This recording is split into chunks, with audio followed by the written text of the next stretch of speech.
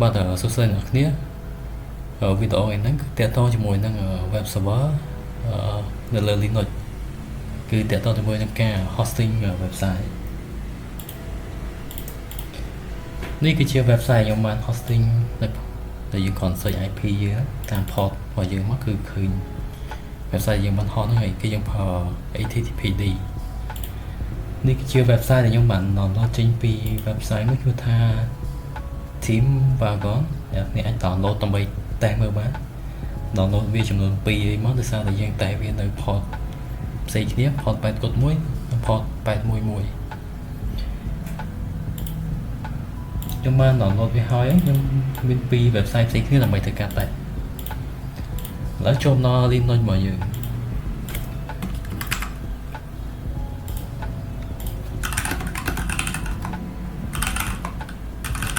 ជាដំបូងអ្នកនរគ្នាត្រូវការ install នៅ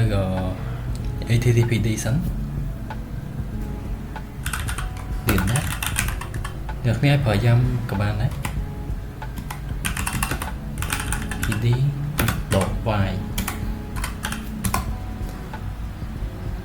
ដោយសារតែខ្ញុំបាន install ហើយគឺអត់មានទៀតទេត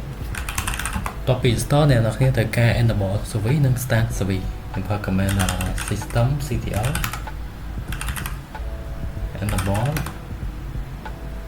httpd មួយទៀត start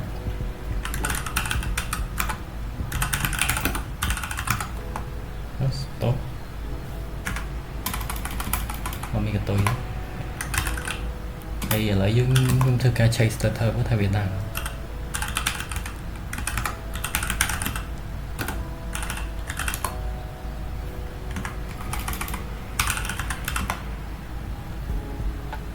ឃើញថា status គឺវា running ធម្មតាតែមានបញ្ហាទេ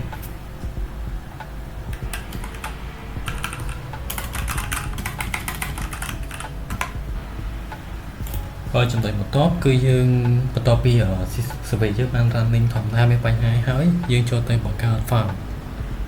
តែខ្ញុំមើលនៅក្នុង www របស់ខ្ញុំវាអត់ដែរ www នេះគឺជា domain.com របស់ខ្ញុំបង្កើតតេស្តវាមួយមុនហ្នឹងហើយនៅ port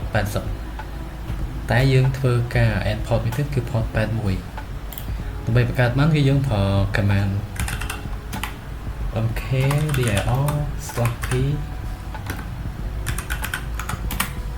www ឈ្មោះអ្នកគេដាក់អីក៏បានដែរឥឡូវខ្ញុំដាក់ test2.com/ បើកនេះមួយមក public html public underscore html ហើយយើង command មួយ login s យើងបិទវិញតមកទៀតគឺយើងប្រើ command មួយនេះនឹងមកនេះគឺ command មួយនេះ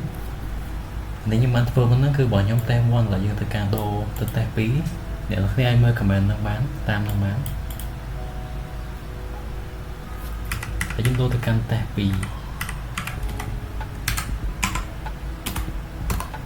អូខេបានដូរទៅកាន់តេស្ត2ហើយតទៅពីអ្នកនរគ្នាបានប្រើ command ហ្នឹងហើយយើងចូលទៅ file config គឺនៅក្នុងខ្ញុំប្រើ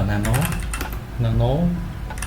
etc/httpd/config/vhost.config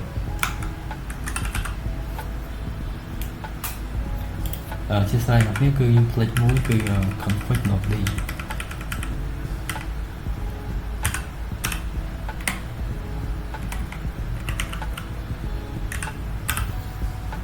នៅពេលដែលអ្នកនរគ្នាចូលមកដំបូងហ្នឹងនៅក្នុង file etc httpd config.d ហើយ vhost.config ហ្នឹងអ្នកគ្នានៅមានឃើញអីទេគឺ file វាតទេធម្មតាវា empty តែគឺត្រូវការបង្កើតតាមខ្ញុំនេះមក config ណាហើយ port 80ខ្ញុំបានតែមុនហ្នឹងហើយ website មុនហ្នឹងនេះ website នេះគឺ port website នេះគឺ port 80 ឥឡូវខ្ញុំធ្វើការ add មួយទៀតគឺ port 81 ហើយ copy នឹងតែមក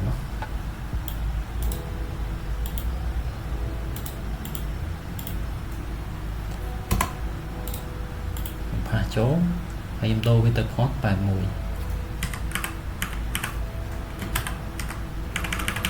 ហើយឈ្មោះអីគឺយើងដាក់ឈ្មោះ server admin ហ្នឹងយើងដាក់ដែរប្រហែលដូរប្រហែលតែខ្ញុំដូរទៅឲ្យដូចគ្នាមកទៅ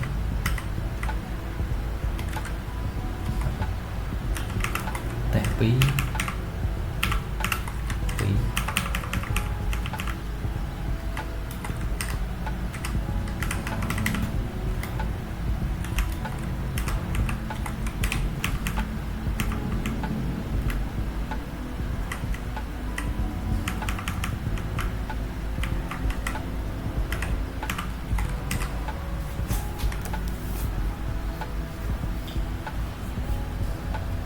តទៅពីអ្នកនរគ្នាដូរហើយអ្នកនរគ្នាធ្វើការ save file មួយហ្នឹងមកឥឡូវខ្ញុំសុំ check មើលម្ដងទៀតគីឡូមានកន្លែងណាយើងផ្លេចដូរ server អូខេខ្ញុំបានដូរអស់ហើយធ្វើការ save បន្ទាប់ពីអ្នកនរគ្នា save file ហ្នឹងហើយអ្នកនរគ្នាត្រូវការ add port to firewall គឺ port ថ្មី port 81ហើយ firewall CMD មកដក permanent មកដក add ហើយ port ស្មើនឹង port ថ្មីគឺ 81/TCP សាក់សែហើយបន្តមកទៀតយើងធ្វើការ reload firewall CMD ដក reload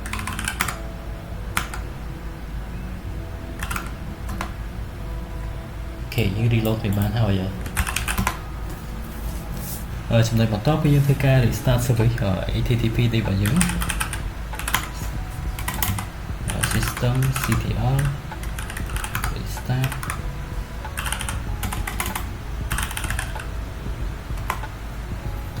គឺអត់មានបញ្ហាអីទេហើយសម្រាប់ចំណុចបន្តគឺយើង locate file config របស់ HTTPD យើងឲ្យ locate httpd.config តបទៅទៀតនោះគឺអ្នកនរគ្នាចូលទៅកាន់ file config របស់ httpd ហ្នឹងដើម្បីយើង add port ថ្មីគឺ port 81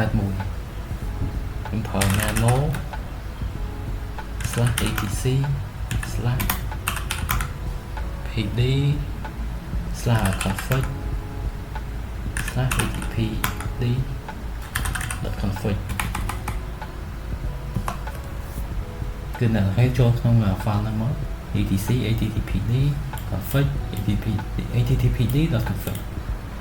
ហើយយើង scroll មកក្រោមអ្នកនរគ្នានឹងឃើញនេះ default វាគឺ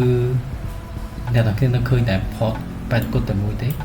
ហើយ port 8 គត់ហ្នឹងគឺយើងបាន hosting នៅ website មួយហើយ website ហ្នឹងឥឡូវខ្ញុំធ្វើការ add ថ្មីមក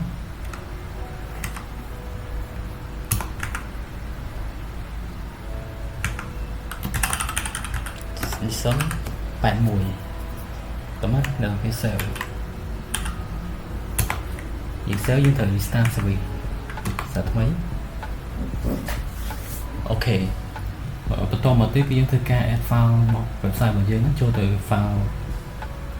public html ដែលយើងបានបង្កើតនេះគឺជាកម្មវិធី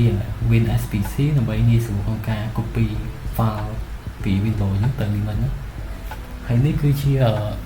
website របស់ test មួយរបស់ខ្ញុំបាន copy ហើយឥឡូវយើងធ្វើការ copy test 2អ្នកនេះដំបូងយើងចូលមក va root ហើយ va អូខេ va មកទៀត www នេះហើយអានេះបើអ្នកនេះតាមបង្កើតថ្មីអត់ឃើញទេយើងគ្រាន់តែ refresh វាមកវា load មកហើយនេះ test មួយរបស់ខ្ញុំពីថាវាមានហើយឥឡូវខ្ញុំទៅដាក់ពីក្នុង test 2 ម្ដង test 2 public html អានេះគឺជា website test 2ដែលខ្ញុំចង់ដាក់ហ្នឹងខ្ញុំត្រូវការ copy ទាំងអស់មកហើយផាសចូលអូខេបន្ទាប់ពីអ្នកទាំងគ្នាបានផាសវាចូលហើយយើងទៅកាន់ Linux របស់យើងវិញគឺយើងទៅប្រើ command một năng đón tiếpนี่คือ comment នេះដែលជាមួយនឹងតេស្ត2របស់យើងនេះគឺវាបានឆេងហើយមាន indicative style .ca ហ្នឹងហើយបន្តមកអ្នកគ្នាត្រូវការ restart service restart httpd